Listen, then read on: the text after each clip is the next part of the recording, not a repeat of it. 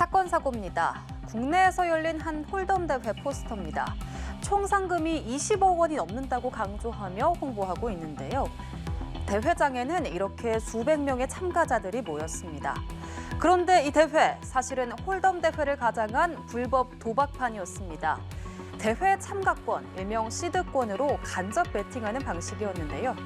경찰은 이를 편법을 쓴 도박으로 판단하고 대회 업체 직원들과 딜러 등 200여 명을 무더기로 검거했습니다. 김유아 기자입니다.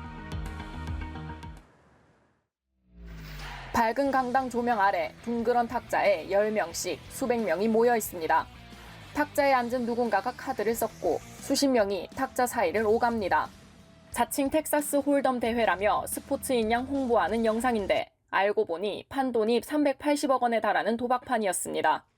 서울경찰청 형사기동대는 2022년부터 서울과 인천 등 수도권에서 47차례에 걸쳐 도박장을 운영한 혐의 등으로 업체 대표 A씨와 제휴 홀덤법 업주, 딜러, 홍보자 등 216명을 검거했습니다.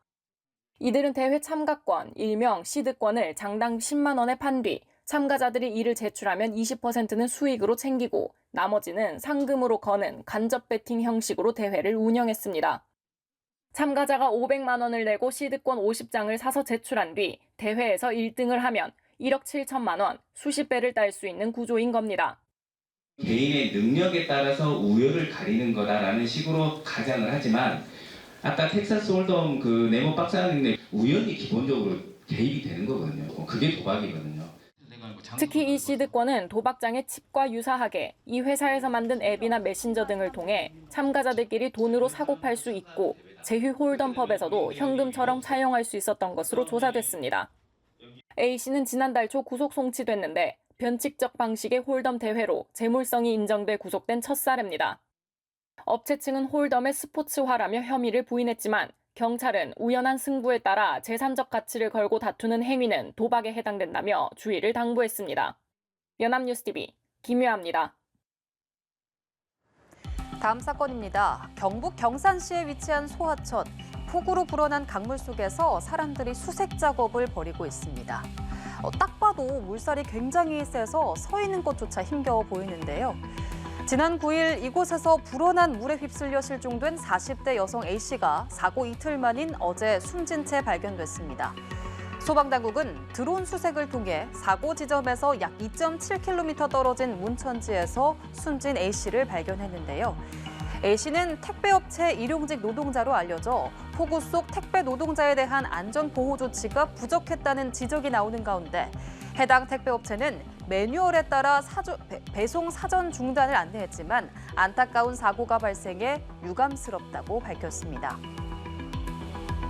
다음 사건 만나보시죠. 집중호우가 쏟아진 지난 10일 거창군 의원이 있는 단체 채팅방에 올라온 사진입니다.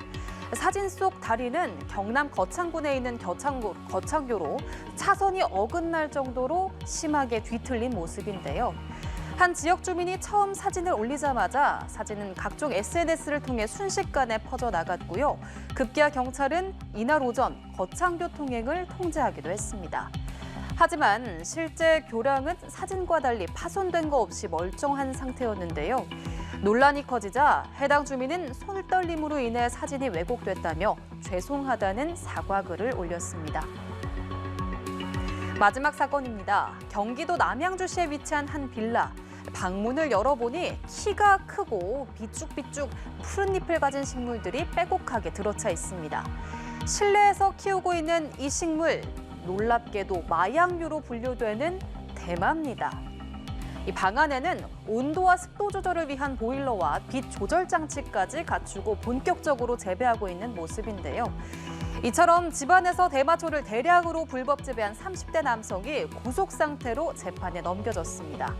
서울 동부지검은 어제 30대 A씨를 마약류 관리법 위반 혐의로 구속 기소했다고 밝혔는데요. 마약이 일상에 침투하며 마약 청정국에서 마약 공화국이 되어버린 우리나라, 그 현실이 씁쓸하기만 합니다. 지금까지 사건 사고였습니다.